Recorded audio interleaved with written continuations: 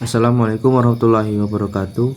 Nama saya Rizky Nauli dengan NIM D1D023105. Di sini saya akan mempresentasikan bisnis pelan pengelolaan hutan adat dengan tujuan ekowisata. Kami dari kelompok 5 yang beranggotakan 6 orang. Hutan memiliki peran penting secara ekonomi, sosial, dan lingkungan, khususnya hutan adat, yaitu berfungsi sebagai menjaga keseimbangan ekosistem sekaligus memberi manfaat ekonomi bagi masyarakat sekitarnya. Namun, masyarakat adat sering lebih fokus pada pemenuhan kebutuhan jangka pendek, sehingga diperlukan model pengelolaan yang berkelanjutan. Ekowisata dipandang sebagai solusi karena menggabungkan konservasi lingkungan, pemberdayaan masyarakat, dan peningkatan ekonomi. Terdapat 3 metodologi penelitian. Yang pertama, pendekatan dan jenis penelitian. Yang kedua, sumber data. Dan yang ketiga, teknik pengumpulan data. Yang pertama, penelitian menggunakan metode kualitatif deskriptif, bertujuan menggambarkan pengelolaan hutan adat berbasis masyarakat. Fokus diarahkan pada kelembagaan, pemanfaatan hasil hutan bukan kayu atau HHBK, serta pengembangan ekowisata partisipatif. Metode yang kedua, data diperoleh dari wawancara, observasi, dan dokumentasi. Analisis itu menggunakan model Miles, Huberman, dan Saldana 2014. Pengumpulan data, kondensasi, penyajian, dan penarikan kesimpulan.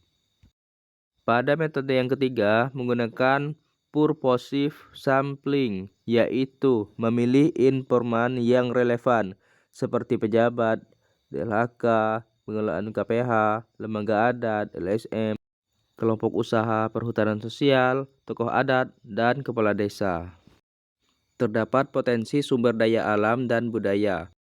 Potensi alam yang terdapat di kawasan hutan adat meliputi keanekaragaman hayati, ekosistem yang masih terjaga, serta fenomena alam dengan panorama yang indah.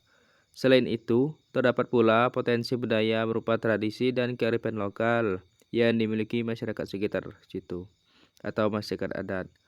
Nah, potensi ini dapat dikembangkan menjadi daya tarik wisata dengan tetap menjaga kelestarian alamnya. Dengan kelestarian alam yang baik, maka akan memiliki daya tarik pengunjung akan datang.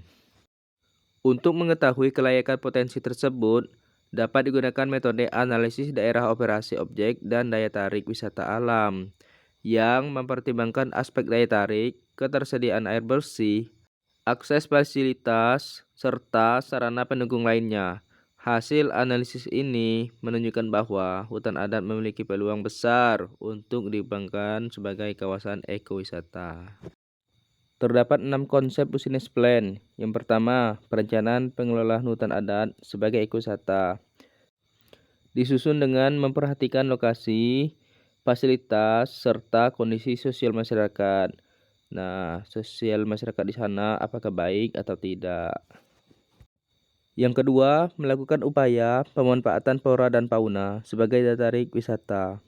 Dapat dilakukan juga penerapan konsep ekowisata berbasis eksplorasi, kegiatan jelajah hutan dan camping, dan juga berbasis adat yang menonjolkan kearifan lokal, serta kegiatan edukasi seperti program adopsi pohon dan penelitian. Yang ketiga, melibatkan berbagai pihak seperti tokoh masyarakat, pemerintah daerah, LSM, dan organisasi kepemudaan. Dengan demikian, pengembangan ekowisata tidak hanya bertumpu pada masyarakat adat, tetapi juga mendapat dukungan dengan organisasi lain. Yang keempat, memerlukan pembentukan organisasi untuk setiap kegiatan usaha, untuk mengatur pembagian wewenang dan tanggung jawab dalam pengelolaan bisnis, termasuk dalam pengelolaan ekowisata. Yang kelima, mempromosikan dan memasarkan untuk memperkenalkan produk ekowisata kepada masyarakat luas, khususnya wisatawan potensial. Metode promosi dapat dilakukan secara media cetak maupun daring. Metode daring dapat menggunakan media sosial seperti Facebook, Instagram, WhatsApp, TikTok, dan lain-lain. Dan yang keenam, sistem monitoring dan evaluasi secara rutin diterapkan untuk menjaga kualitas layanan yang diberikan. Strategi operasionalnya meliputi pembagian zona wisata, penerapan SOP layanan, pelatihan bagi pemandu lokal, pengawasan hutan secara rutin, serta pengelolaan sampah ramah lingkungan. Pembiayaan diperoleh dari berbagai sumber seperti tiket masuk, paket wisata, homestay, penjualan produk lokal, alokasi dana desa, CSR, dan investasi swasta. Menggunakan analisis SWOT untuk mengidentifikasi kekuatan, kelemahan, peluang, dan ancaman dalam pengembangan ekowisata. Kekuatan meliputi keindahan alam, keunikan budaya lokal, dan keanekaragaman hayati.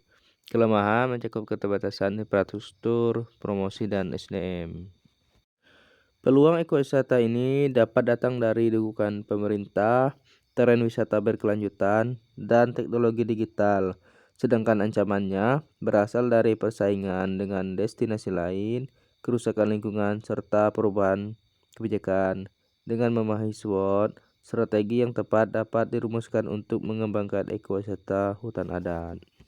Dapat disimpulkan, pengembangan ekowisata hutan adat ini memerlukan perencanaan yang matang dengan memperhatikan potensi sumber daya alam, budaya lokal, dan kondisi sosial masyarakat. Kolaborasi masyarakat adat, pemerintah, pihak swasta, dan stakeholder lain menjadi kunci keberhasilan. Analisis SWOT membantu merumuskan strategi tepat agar ekowisata ini tidak hanya meningkatkan kesejahteraan masyarakat, tetapi juga menjaga kelestarian lingkungan dan budaya. Sekian presentasi yang dapat saya sampaikan. Lebih dan kurangnya saya mohon maaf. Saya akhiri. Wassalamualaikum warahmatullahi wabarakatuh.